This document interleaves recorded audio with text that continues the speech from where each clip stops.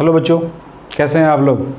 मस्त ही होंगे, है ना। चलिए, हम यहाँ पे वेक्टर का 7th लेक्चर लेकर आए हैं और वेक्टर के 7th लेक्चर में हम यहाँ पे क्रॉस प्रोडक्ट या फिर वेक्टर प्रोडक्ट पढ़ेंगे। ठीक है, क्रॉस प्रोडक्ट और वेक्टर प्रोडक्ट नेम सेम ही है।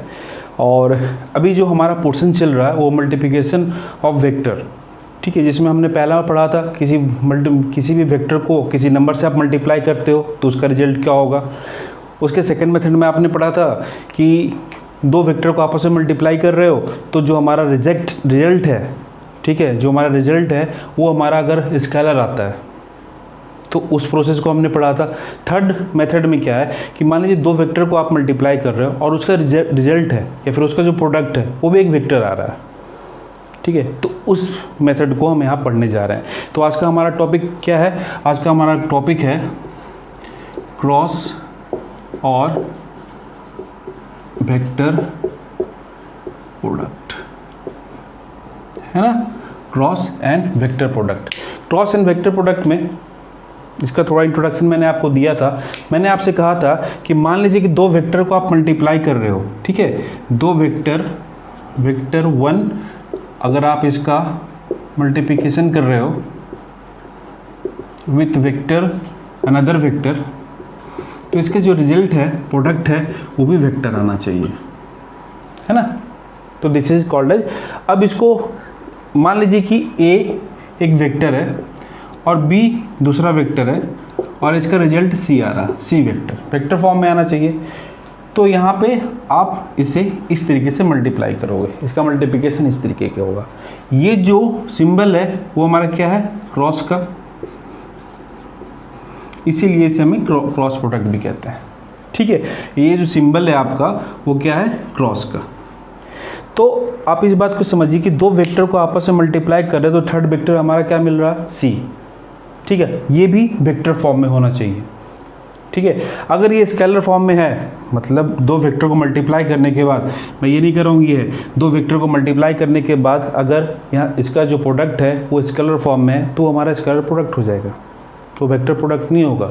और उसमें यहाँ पे क्रॉस की जगह पे डॉट आएगा, देखा होगा आपने, है ना। कई सारे न्यूमेरिकल भी कर लिए होंगे अब तक। तो यहाँ पे क्रॉस की जगह पे डॉट आएगा, तो इसे हम उस वाले केस को हम क्या कहेंगे? डॉट प्रोडक्ट कहेंगे। लेकिन अगर यहाँ पे क्रॉस आता है तो इसका मतलब उसका रिजल्ट भी वेक्टर फॉर्म में ही आएगा, ठीक है। चलिए अब इसमें थोड़ा आगे बढ़ते हैं। अब देखो यहाँ पे है क्या कि जब आप वेक्टर प्रोडक्ट को मान लो कि हमारे पास ए और बी हैं, तो इसको लिखने का तरीका क्या है कि magnitude of a into magnitude of b into sine theta. Sine theta क्या है? Angle between a and b. Theta क्या है? Angle between a and b, ठीक है। साथ में एक टर्म और आता है एन कैप, ठीक है, एक टर्म और आता है एन कैप। ये तो क्रॉस प्रोडक्ट का वैल्यू है, this is the numerical value, ठीक है, या मैग्नीट्यूड आप कर सकते हो। एन कैप क्या है? एन कैप हमारा बता रहा डायरेक्शन, ठीक है, दिस इज यूनिट वेक्टर। और ये क्या बताता, मैंने आपसे कहा था कि यूनिट वेक्टर मेनली काम क्या है? वेक्टर का डायरेक्शन बताने का, ठीक है। तो ये हमारा वेक्टर बता रहा है। अब इसके बाद देखिए, आपको मान लीजिए कि ए और बी दो वेक्टर हैं, ठीक है, ए और बी दो वेक्टर हैं, ठीक, किसी भी एंगल पे ले लीजिए आप कि ए और बी दो वेक्टर हैं और इनको आपको मल्टीप्लाई करना है, दो वेक्टर को आपको मल्टीप्लाई करना है। तो इस वाले टर्म में, इस बारे मल्टीप्लिकेशन में आप हमेशा याद रखिएगा, जहाँ भी क्रॉस प्रोडक्ट आएगा, जहाँ भी क्रॉस प्रोडक्ट का कॉन्सेप्ट आएगा और उसका जो रिजल्ट आ रहा है, उसका जो प्रोडक्ट आ रहा है, जैसे कि यहाँ पे A cross B equals to सी आ रहा था हमारा, तो ये जो प्रोडक्ट सी है, वो ए से भी परपेंडिकुलर होगा और बी के साथ भी परपेंडिकुलर होगा, ठीक है। वो ए के साथ भी परपेंडिकुलर होगा और बी के साथ भी परपेंडिकुलर होगा। बात समझ में आ रही है आपको? वो मान लीजिए कि ये इस तरीके से ये है ए बी, तो सी इसके परपेंडिकुलर, इस तरीके से हम कह सकते हैं कि इस तरीके से समझने के लिए, ठीक है ना, समझने के लिए मैं बता रहा हूँ कि अगर ए वेक्टर बी वेक्टर ये है तो वो इसके परपेंडिकुलर, यानी कि ए के भी परपेंडिकुलर हो गया। इस तरीके से एग्जांपल ले लीजिए आप, ए से भी परपेंडिकुलर, ए के साथ परपेंडिकुलर और बी के साथ भी परपेंडिकुलर, तो ये हमारा क्या होगा, सी वेक्टर होगा। ये जो आप मार्कर देख रहे हो ये हमारा क्या होगा, सी वेक्टर होगा। ठीक है, यहाँ तक क्लियर है? यहाँ पे मैंने फिर से कहा, मैं फिर से कह रहा हूँ कि ए क्रॉस बी में this is the magnitude of a and this is magnitude of b, और यहाँ जो थीटा एंगल है वो angle a to b, a और बी के बीच का में एंगल है, और ये एंगल जो है ए टू बी है, ये और ये, दिस इज ए मान ले, दिस इज बी वेक्टर मान ले, तो ए टू बी जो एंगल है वो हमारा क्या है, थीटा। ए टू बी जो एंगल है वो हमारा क्या है, थीटा। ठीक है, ए और टू बी जो एंगल है वो हमारा क्या है, थीटा। चलिए इसको मिटाते हैं।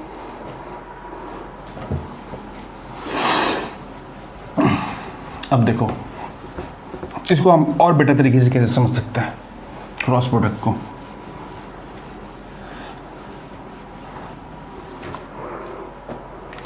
इसमें और क्या समझ सकते हो, देखिए जो इसमें ये कहता है कि दो वेक्टर को आपस में मल्टीप्लाई कर रहे हो आप, तो थर्ड वेक्टर जो है वो दोनों वेक्टर के परपेंडिकुलर है, तो उनका उसका कोई एक डायरेक्शन होगा, क्योंकि इसका जो प्रोडक्ट है वो वेक्टर है तो उसका भी एक डायरेक्शन है। अब उस डायरेक्शन को हम कैसे फाइंड करेंगे, तो उसके फाइंड करने के कई सारे रूल्स हैं, ठीक है, लेकिन हम यहाँ पे एक रूल फॉलो करेंगे, एक रूल अभी पढ़ेंगे, ठीक है, राइट हैंड थंब रूल। ठीक है, राइट हैंड थंब रूल, और उससे फाइंड करेंगे कि डायरेक्शन कैसा होता है। तो राइट हैंड थंब रूल में आपने मान लो कि ये वेक्टर ए और ये वेक्टर बी, और this is A to b, है ना, this is A to b. आपसे कहा जाए कि चलो इसका वेक्टर प्रोडक्ट कैलकुलेट करो, तो आपने कहा कि चलो sir this is a vector into b vector. मैंने कहा सही है, ठीक है।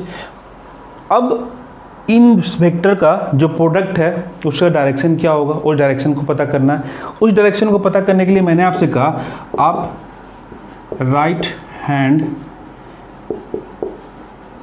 थंब रूल को फॉलो करोगे, राइट हैंड थंब रूल को फॉलो करोगे, ठीक है। ये हो गया आपका राइट हैंड, ठीक है, ये राइट हैंड, और ये जो है आपका थंब वो देगा डायरेक्शन ऑफ द प्रोडक्ट। जो आप मल्टीप्लाई करके मान लो कि यहाँ पे ये वैल्यू जो है वो c है, a cross b equals to c vector है, तो ये जो डायरेक्शन है थंब जो है आपका डायरेक्शन ऑफ c बताएगा, ठीक है। आपको क्या करना है कि आपके पास जो वेक्टर दे रखा है उस वेक्टर के अलोंग आपने अपने राइट हैंड को रख लेना है, ठीक है, आपने राइट हैंड को रखा, और a to b, a cross b कर रहा है यानी कि a टू b आप इसको रोटेट कीजिए, ए टू बी आप इसको रोटेट कीजिए, ये देखिए, यानी कि इसके अलोंग आपका डायरेक्शन होगा सी का। नहीं समझ में आया? मैं ये कह रहा हूँ कि आपको ए क्रॉस बी आपको थंब रूल फॉलो करना है। यहाँ पे मान लो ये अंगूठा है, ठीक है, इस तरीके से आपने क्या करना है, ये राइट हैंड आपने रखा इस तरीके से, ठीक है, और ये जो उंगलियां हैं, ये जो आपको उंगली है इसको आपको रोटेट करना है, इसको आपको फोल्ड करना है जिधर एंगल बन रहा है, ठीक है ना। एंगल किस डायरेक्शन में, ए क्रॉस बी की तरफ बन रहा है, तो ए cross b, a cross b, a cross b, ठीक है। आप ये समझ लीजिए ए क्रॉस बी, तो ए क्रॉस बी, तो ये जो डायरेक्शन है वो हमारा इसका रिजल्टेंट का डायरेक्शन है, मतलब प्रोडक्ट का डायरेक्शन है, ठीक है। तो यानी ये डायरेक्शन इसके परपेंडिकुलर ये होगा, ठीक है, क्लियर है। चलिए और इसको बेटर समझते हैं और अच्छे से समझने की कोशिश करते हैं एक बार। अब देखो इसको, मैंने कहा ये और ये, आपके पास ए वेक्टर ये था, बी वेक्टर ये था, आपने कहा ए क्रॉस बी, तो आप समझ गए लगभग, ठीक है। नहीं समझे तो एक बार फिर से आप इसको समझिए वीडियो रिवाइंड करके। अब देखिए बी क्रॉस ए की हम बात करते हैं, बी क्रॉस ए फाइंड करना है आपको। तो यहाँ पे बी टू ए है ना, this is A to B, this is B to A. अब यहाँ पर अगर आपको ये कैलकुलेट करना है बी टू ए, तो आप देखिए आपने रखा ये बी पे, राइट हैंड अपना बी पे, और इसको रोटेट किया, इसको रोटेट किया, इसको रोटेट किया, तो ये डायरेक्शन तो ये आ रहा है, मतलब इसी डायरेक्शन में है, ठीक है, इसी डायरेक्शन में है। लेकिन यहाँ पे डिफरेंस क्या होगा, यहाँ पर डिफरेंस क्या होगा, जब यहाँ पर ए क्रॉस बी की बात करोगे तो यहाँ पे ए बी साइन थीटा, यहाँ पे a b sine 360 minus theta, यही होगा ना। आपने अगर थीटा कहा 360 माइनस थीटा, 360 माइनस थीटा, ठीक है। इस बात को समझिए आप, वेरी इंपॉर्टेंट, आपको समझना है ना। तो आपने ए क्रॉस बी कहा, तो ए क्रॉस बी इक्वल्स टू आपने करा, ठीक है ये। अब यानी कि अगर हम बी क्रॉस ए करें, ठीक है ना, अगर हम बी क्रॉस ए करते हैं तो इसका मतलब ये है कि ये जो वैल्यू है साइन 360 माइनस थीटा, ये माइनस थीटा के बराबर है, ये तो आपको पता है, ए बी साइन थीटा। क्यों? क्योंकि sine 360 minus theta, 360 minus theta equals to sine theta minus में होता है। जबकि कॉस में क्या होता था, कॉस में अगर आपको याद होगा डॉट प्रोडक्ट में 360 minus theta equals to cos theta, ठीक है। तो वहाँ पे ये प्रॉब्लम नहीं होता था, ठीक है, कि ए क्रॉस बी और बी क्रॉस ए, यानी कि इसका मतलब ये हुआ कि ये दोनों कम्यूटेटिव नहीं है, कम्यूटेटिव नहीं है, यानी कि अगर A cross B equals to minus of B cross ए, ये तो हम कह सकते हैं, है ना। ये नहीं कह सकते A cross B equals to B cross A, this is wrong, ये बिल्कुल गलत हो जाएगा, ये जो है वो गलत है, सही ये है माइनस साइन के साथ, माइनस साइन के साथ, ठीक है। क्लियर है यहाँ तक, नोट कीजिए, यहाँ तक क्लियर है। Right hand b cross a, b cross a, a cross b, ठीक है।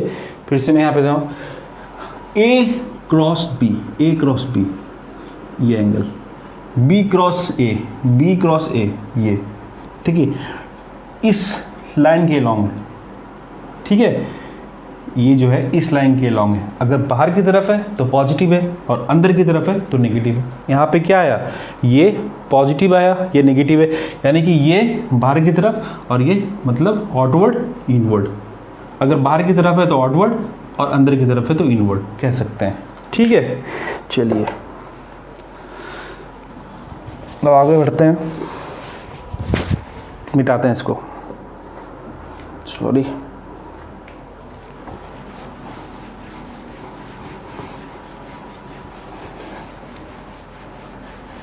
ठीक है, अब देखो एक छोटा सा एग्जांपल लेते हैं, ऐसे आप समझ गए होंगे, लेकिन फिर भी मान लो कि वेक्टर ए का मैग्नीट्यूड 3 है, बी वेक्टर का मैग्नीट्यूड 2 है, ठीक है। Magnitude of a, magnitude of b ये है, और थीटा जो है वो मान लो 30 डिग्री दे रखा है। कहता है आपसे कि ए क्रॉस बी कैलकुलेट कीजिए, ठीक है। तो आपने कहा ठीक है सर, ये हो जाएगा हमारा ए वेक्टर बी वेक्टर और sine 30 degree, 3 2 sine 30 half half half, ये 3, ठीक है। अगर आपसे कहा जाए बी क्रॉस ए कैलकुलेट कीजिए, सेम वैल्यू दे रखा है, और आपसे कहा जाए बी क्रॉस ए कैलकुलेट कीजिए, ठीक है।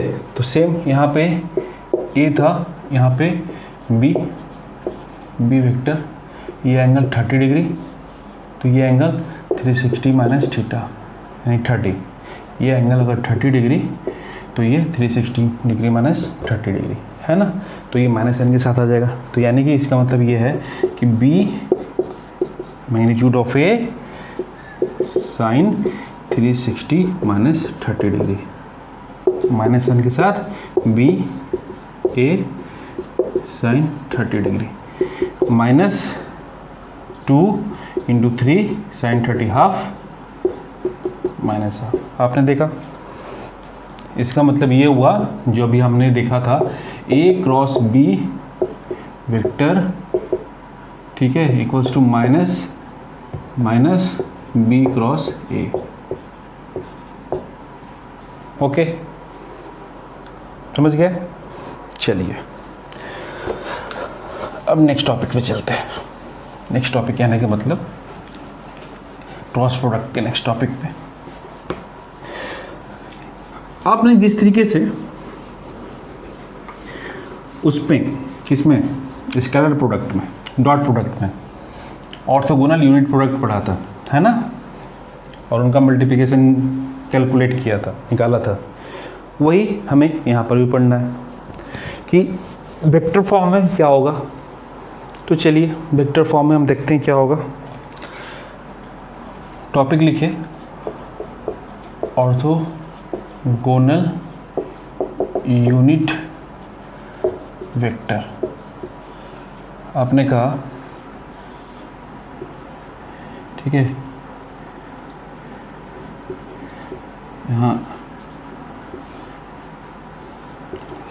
This is I J cap के कैप, ठीक है, ये आपका यूनिट वेक्टर है अपना।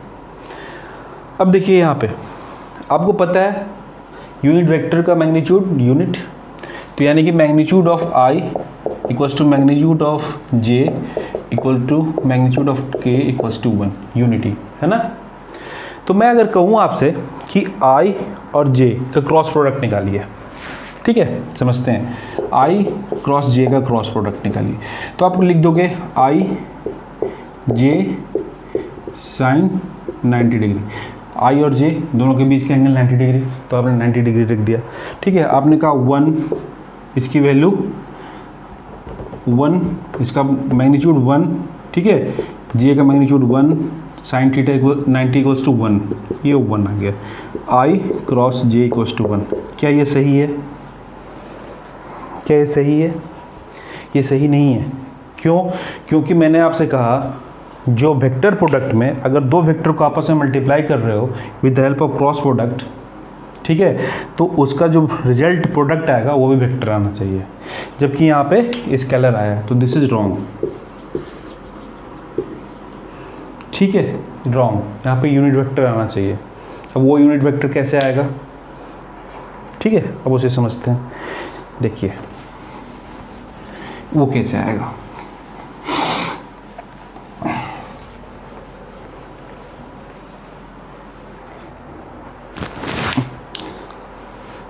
अब यहाँ पे देखो आई क्रॉस जे की हम बात कर लेते हैं, आई क्रॉस जे, ठीक है, आई क्रॉस जे, यहाँ पर भी आप राइट हैंड रखिए, ठीक है। अब इसको समझिए, इसका मैग्नीट्यूड अगर बाहर की तरफ आ रहा तो पॉजिटिव, देखिए आई क्रॉस के, ये बाहर की तरफ आउटवर्ड, तो ये के,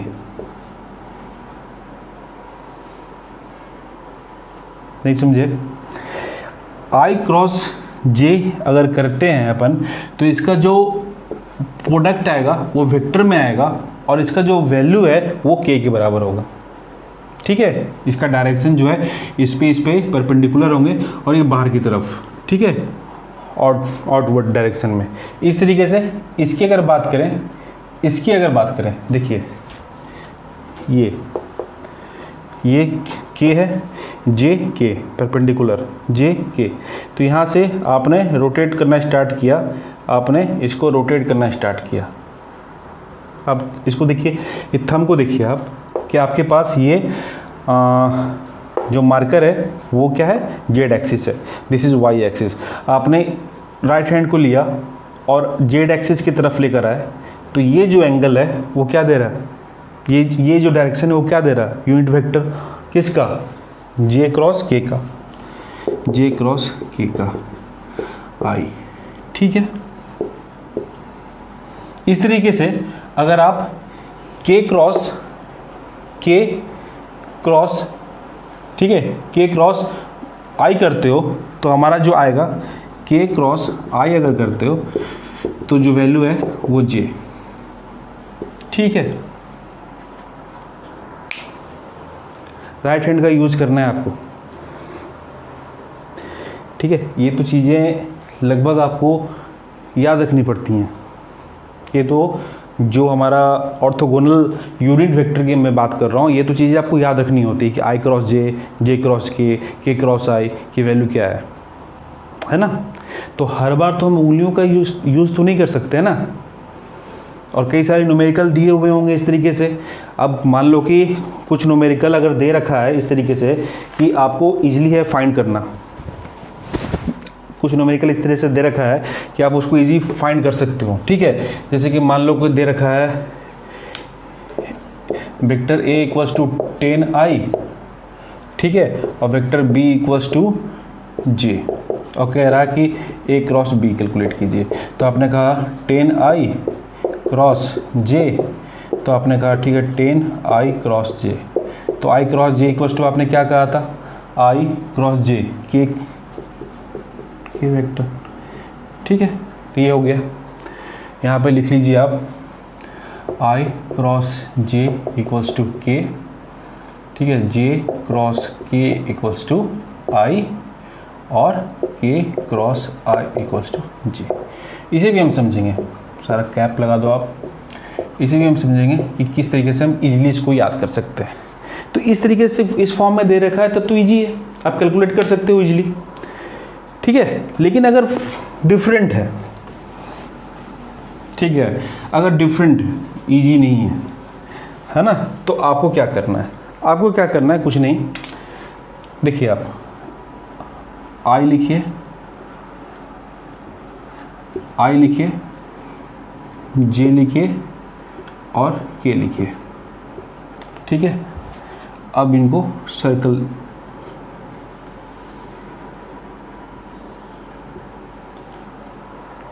इस तरीके से कर लो।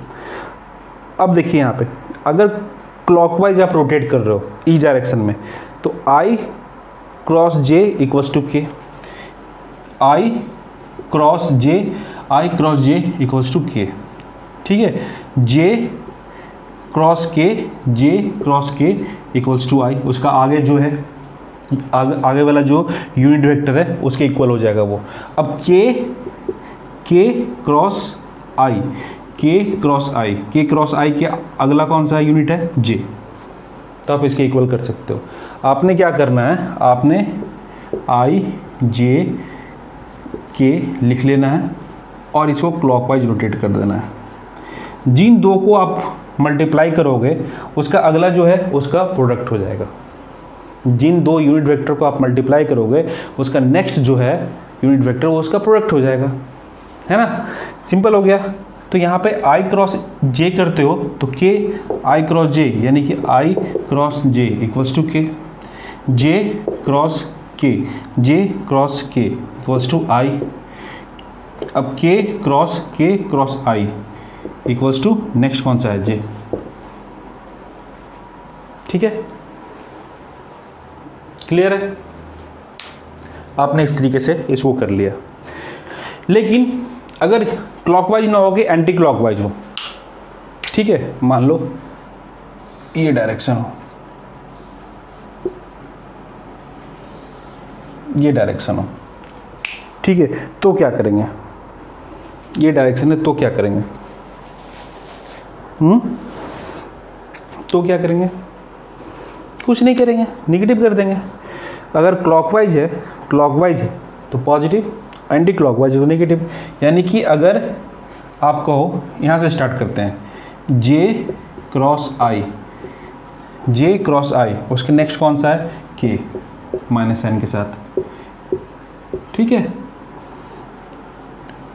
जे क्रॉस आई नेक्स्ट। अब इसकी बात करें, ये आ रहा है आई क्रॉस के, नेक्स्ट कौन सा है माइनस जे, ठीक है। अब इसकी बात कर लेते हैं के क्रॉस जे, इसका नेक्स्ट कौन सा है आई, है ना। ये हो गया इजी, आप इजीली इसको ड्रॉ करके बता सकते हो कि किसकी वैल्यू क्या होगी, है ना।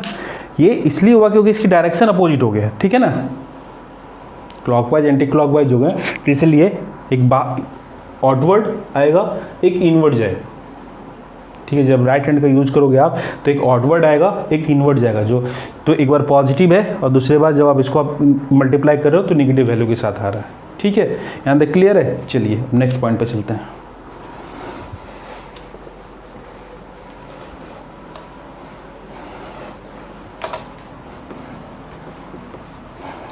नेक्स्ट पॉइंट पे चलते हैं। नेक्स्ट पॉइंट, जिस तरीके से हमने स्केलर प्रोडक्ट में, डॉट प्रोडक्ट में मैं बोल रहा हूँ कि आपने दो वेक्टर को ए और बी को मल्टीप्लाई किया था, ठीक है, दो वेक्टर ए और बी को मल्टीप्लाई किया था, जिसमें आपने ए एक्स ए वाई इस तरीके से यूज़ किया था। जैसे कि मान लीजिए आपने कहा vector a equals to a x i a y j cap a z k cap, b x i cap b y j cap और बी जेड के कैप। अब इसे मल्टीप्लाई करना है, है ना, आप इसे मल्टीप्लाई करना है। तो इसको मल्टीप्लाई करने का एक तो जनरल रूल हो गया ए क्रॉस बी, जिसमें आप ए आई क्रॉस जे क्रॉस आई, ये सारा चीज़ें कैलकुलेट करते रहो, है ना। एक तो जनरल मेथड हो गया इसको सॉल्व करने का, जिसमें आप क्या करते हो, मान लीजिए इसको इससे मल्टीप्लाई करोगे तो आई इंटू जे, आई क्रॉस जे, तो आई क्रॉस जे के बराबर होगा।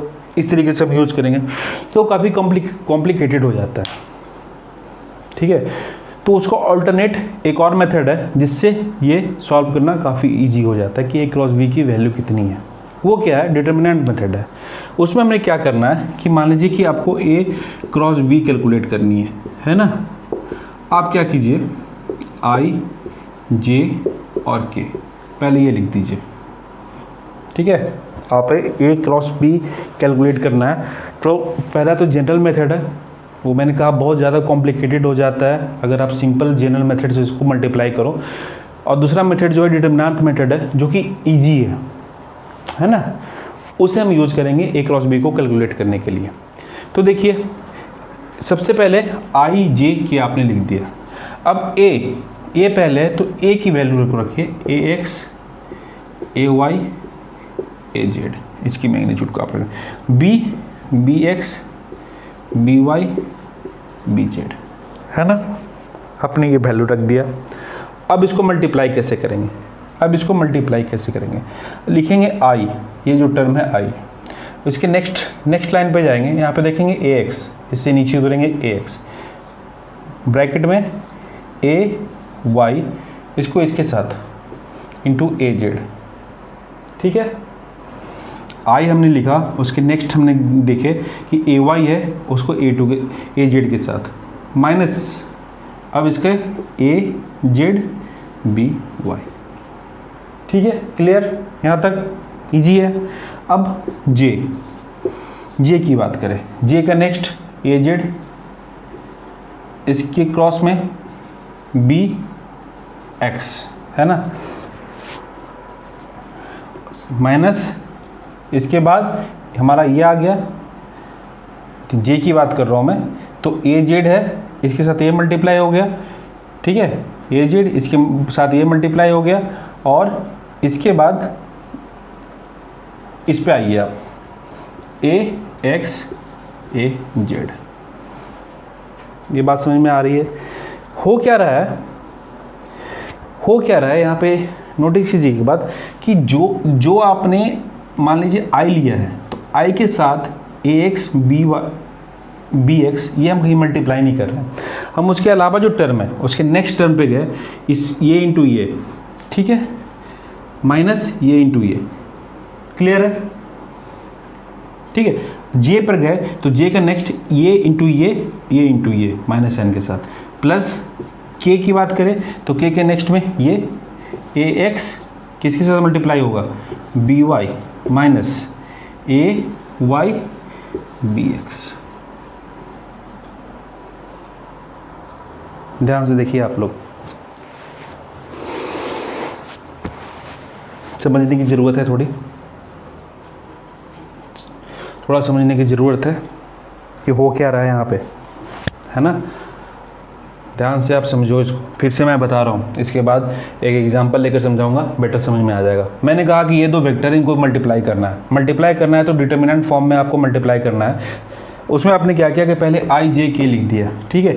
एक की जो वैल्यू है, मैग्नीट्यूड है, वो आपने a x a y a z यहाँ लिखा, बी की b x b y b z आपने यहाँ पे लिखा, ठीक है, बी जेड लिखा यहाँ पे, बी जेड लिखा, तो ठीक है, बी जेड, सॉरी कहीं गलती हुई होगी क्योंकि मैंने वहाँ पे ए जेड लिख दिया था, चलो ठीक है। तो कॉन्सेप्ट समझो, यहाँ पे कहा हमने आई के साथ हमने ये लाइन को छोड़ दिया, हमने कहा ये मल्टीप्लाई बाई ये, दिस इंटू दिस, ठीक है, माइनस दिस इंटू दिस आपने मल्टीप्लाई कर दिया। जे लिया आपने, जे का next a into this, a z into b x minus a x into b z, ठीक है। अब नेक्स्ट इस पे आइए, के पे आइए, के पे आपने आए तो आपने कहा this into this, a x into b y minus a y into b x, ठीक है, क्लियर है? चलिए एक एग्जांपल लेके इसको समझते हैं तो ज़्यादा बेटर समझ में आ जाएगा आपको। ये दो वेक्टर को मल्टीप्लाई डिटर्मिनेंट फॉर्म में कैसे करते हैं, वेक्टर से समझते हैं, ठीक है। अगर जनरल मेथड्स यूज़ करोगे तो काफ़ी बहुत ज़्यादा कॉम्प्लिकेटेड होगा, इसमें थोड़ा सा टाइम लगेगा, आप कॉन्सेप्ट बना लोगे उसके बाद आपके लिए काफ़ी ईजी हो जाएगा, ठीक है। मान लीजिए कि आपका दे रखा है ए वेक्टर इक्वल्स टू आई जे के, है ना। वेक्टर बी, चलिए इसमें कुछ वैल्यू पुट कर दीजिए, vector b equals to 2i plus j plus 3k, मान लीजिए ये दे रखा है, ठीक है, ये वैल्यू दे रखा है और कहता है कि फाइंड कीजिए a क्रॉस b की वैल्यू। क्या करना था, पहले i j k लिख देना था, ठीक है। अब a की 1 2 1 1 2 1 है ना, यहाँ पे b के लिए 2 1 3 2 1 3, i के लिए i की जगह पे 2 j 1 k 3, ठीक है। अब देखो यहाँ पे, अब यहाँ पे क्या करना था, i ये लाइन भूल जाओ, इसके नेक्स्ट में जाओ तो 2 इंटू 3 6 माइनस 1, ये इंटू ये, है ना। इसको मल्टीप्लाई किया, इसको मल्टीप्लाई किया, ये आया, चलिए इसको मिटाइए, प्लस जे की बात करते हैं, 1 इंटू 2 माइनस 1 इंटू 3 जे, इस लाइन को छोड़ते हैं, इसका नेक्स्ट 1 इंटू 2, ठीक है, और इसके बाद ये लाइन तो हमें छोड़ना है 1 इंटू 3, ठीक है, प्लस के की बात करते हैं, ये लाइन छोड़ते हैं, 1 इंटू 1 माइनस 2 इंटू 2 4, बीच में माइनस साइन के साथ। अब इसे लिखिए, देखिए 5i माइनस जे, एक बचेगा और यहाँ पे माइनस 3k, ये आया a क्रॉस b की value, sorry a cross b vector form में ये वैल्यू है इसका, है ना। देखिए आप किस तरीके से सॉल्व हुआ है, किस तरीके से सॉल्व हुआ है, इसे आप देखिए कैसे कैसे आपस में ये इन्होंने किया कर रखा है ना, उसे समझने की ज़रूरत है। ये जब आई ले रहे हो तो ये और ये लाइन छोड़ दो, जब जे ले रहे हो तो ये और ये लाइन छोड़ दो, और जब के ले रहे हो तो ये और ये लाइन पे बिल्कुल ध्यान ही नहीं देना है, अगर आपने इस लाइन पे ध्यान देना स्टार्ट किया तो यानी कंफ्यूज होना स्टार्ट हो जाओगे आप अगर जे ले रहे हो तो जे रो कॉलम गायब, के रो कॉलम गायब, जो बचा हुआ उसको मल्टीप्लाई करते हैं आपस में, क्रॉस मल्टीप्लिकेशन कर देते हैं, ये इसके साथ ये इसके साथ माइनस साइन के साथ। ठीक है, क्लियर है यहाँ तक? चलिए अब इसमें क्या है कि मान लो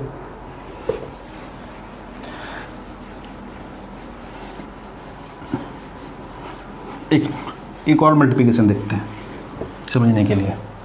ठीक है, हमने कहा a equals to i minus 3j plus 4k। ठीक है, b equals to 2y minus j plus k। इसमें आपको a क्रॉस b कैलकुलेट करना है और साथ में इनका इसका मैग्नीट्यूड निकालना है, फाइंड करना है कि a क्रॉस b का मैग्नीट्यूड कितना है। ठीक है, तो आपको क्या करना है, क्या करोगे जल्दी जल्दी, i लिखा, j लिखा, k लिखा। अब a 1 माइनस 3 4, b पे आइए 2 माइनस 1 1, है ना, सिंपल हो गया। i इसे दिमाग में बिठा लेते हैं, है ना, i आ गया तो मतलब सोचना ही नहीं है कि ये और ये लाइन है, ये है। ठीक है, माइनस 3 और ये इसके साथ मल्टीप्लाई होगा तो माइनस 4, बीच में माइनस आ जाएगा तो माइनस 4, है ना, तो ये प्लस हो जाएगा। चलो इसके बाद वाला स्टेप में करते हैं, ये j है ना, तो ये 4 इंटू 2 8 और ये इंटू 1 इंटू 1। अब k की बात करते हैं, k 1 इंटू माइनस 1 और 2 इंटू 3 माइनस 3, तो यानी माइनस 6। ठीक है, अब देखो यहाँ पे i minus 3 plus 4 minus minus plus 7j, ठीक है, plus k minus 1 minus minus plus 6, value क्या हो गया, i प्लस 7j प्लस ये 5k, है ना, ये हो गया a क्रॉस b के लिए, वेक्टर a क्रॉस b। इसका मैग्नीट्यूड कैलकुलेट करना है, मैग्नीट्यूड कैलकुलेट करने के लिए क्या करोगे आप, क्या बताया था मैंने, इसका under root 1 square plus 7 square plus 5 square, 1 square 7 square 5 square का अंडर रूट 1 प्लस 49 प्लस 25, ये कितना हो गया 75, 50 25 75, यानी 5√3। ठीक है, नोट कर लो, चलो मिटाते हैं। ठीक है, चलो अच्छी बात है।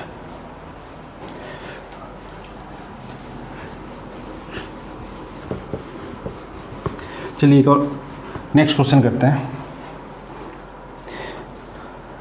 देखिए इन क्वेश्चन में जो ऑलमोस्ट कॉन्सेप्ट हैं वो कवर हो जाएंगे, बाकी आपको प्रैक्टिस करने पड़ेंगे और भी सारे न्यूमेरिकल। ठीक है, अब मान लो कि दो वेक्टर दे रखा है, a और v, दो वेक्टर दे रखा है और कहता है यूनिट वेक्टर। ठीक है, यूनिट वेक्टर फाइंड कीजिए।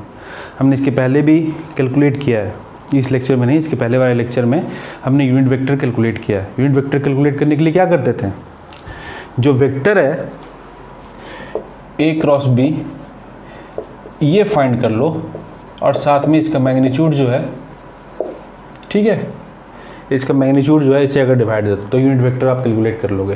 ठीक है, तो यहाँ पे देखिए, यहाँ पे मान लीजिए आपने कहा 4i plus 2j minus 3k, यहाँ पे कहा आपने i plus 2j plus 2k, है ना,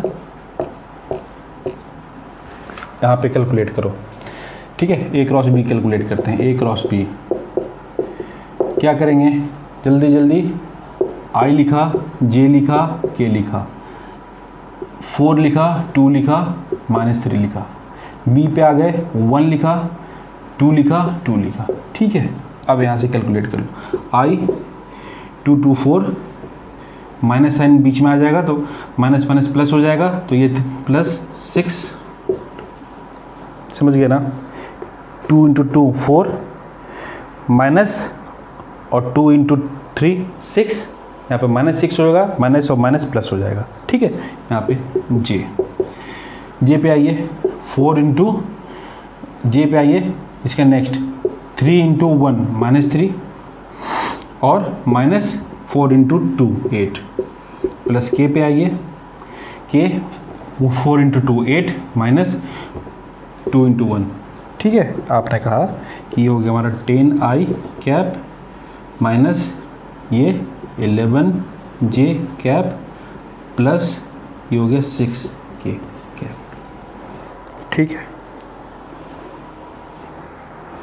ये आपने क्या कैलकुलेट कर लिया, ए क्रॉस बी है ना, ए क्रॉस बी कैलकुलेट कर लिया तुमने। अब यहाँ पे इसकी मैग्नीट्यूड कैलकुलेट कर लो कि ए क्रॉस बी की ये नीचे वाला A cross B equals to under root क्या हो जाएगा 10 square plus 11 square plus 6 square 100 plus 121 plus 36। चलो इसको ऐड करो, ऐड करें 7 6 6 7 और ये हो जाएगा हमारा 5, ठीक है, और ये 2, इतना ही हुआ ना, ठीक है, इतना ही हुआ। अब इसका यूनिट वेक्टर आपको कैलकुलेट करना है, ठीक है, आपको यूनिट वेक्टर कैलकुलेट करना है। यूनिट वेक्टर कैलकुलेट करने के लिए वेक्टर ऊपर रखिए आप, ठीक है, ए क्रॉस बी आपने कैलकुलेट किया तो आपने unit vector a cross b 10i minus 11j plus 6k है ना, डिवाइडेड बाई अंडर रूट 257, तो 10 अंडर रूट 257 आई कैप माइनस 11 बटा अंडर रूट 257 जे कैप प्लस 6 बटा अंडर रूट 257 के कैप। ये हो गया इसका आंसर, ये हो गया इसका आंसर। अगर मान लीजिए आपको यूनिट वेक्टर कैलकुलेट करना है, अगर मान लीजिए आपको यूनिट वेक्टर कैलकुलेट करना है तो आप क्या कर रहे हो, आप क्या कर रहे हो, आप क्या कर रहे हो, आपने क्या ए क्रॉस बी, ठीक है, ए क्रॉस बी और उसका मैग्नीट्यूड आपने लिखा, दोनों को डिवाइड कर दिया, दोनों को डिवाइड कर दिया, डिवाइड करके आपने कहा जो वैल्यू है this is the unit vector, है ना, this is the unit vector. चलिए नेक्स्ट देखते हैं। मान लीजिए कि टॉर्क कैलकुलेट करना है, ठीक है, टॉर्क कैलकुलेट करना है, फोर्स दे रखा है और परपेंडिकुलर डिस्टेंस दे रखा है, torque equals to r cross f होता है ना। एफ की वैल्यू दे रखा है इसने आई प्लस 2j प्लस 3k, ठीक है। परपेंडिकुलर डिस्टेंस पोजीशन वेक्टर जो है हमारा वो है i प्लस जे प्लस के, मान लो ये दे रखा है ना, मान लीजिए ये दे रखा है, इसमें आप 3 कर दीजिए, ठीक है, ये कर। अब इसको फाइंड करना है, अब इसको फाइंड करने के लिए r क्रॉस एफ कैलकुलेट करना है, i j k, जो टर्म पहले वो पहले आएगा, r है यहाँ पे तो r को 1 1 3 रख दिया आपने, f की वैल्यू 1 2 3 रख दिया आपने। चलो कैलकुलेट करो, i 3 माइनस 6, चलिए j 3 minus 3 3 minus 3 plus k की बात कर लेते हैं, 2 माइनस 1 2 माइनस 1, ये क्या होगा माइनस i, ये टर्म 0 है ना, और ये हो जाएगा k। आपके पास टॉर्क इक्वल्स टू ये है, तो टॉर्क की मैग्नीट्यूड क्या है, अगर ये फाइंड करना हो आपको r क्रॉस एफ तो आप क्या कहोगे 3 स्क्वायर प्लस 1 स्क्वायर यानी कि 9 प्लस 1 यानी कि 10। यूनिट क्या है न्यूटन मीटर, यहाँ पे फोर्स है तो न्यूटन दे रखा है, डिस्प्लेसमेंट मीटर, है ना। तो इस तरीके से कई सारे न्यूमेरिकल किए जा सकते हैं और भी, ठीक है। यहाँ पे A cross B, B cross A, अगर ए क्रॉस बी है तो ए की वैल्यू को रखिए, और बी है तो यहाँ पे बी की वैल्यू को रखिए, ठीक है। आई के बाद कुछ चीज़ें आप याद रखिए, अच्छा होगा आपके लिए भी, ठीक है। बस इस लेक्चर को यहीं क्लोज करते हैं। Okay bye.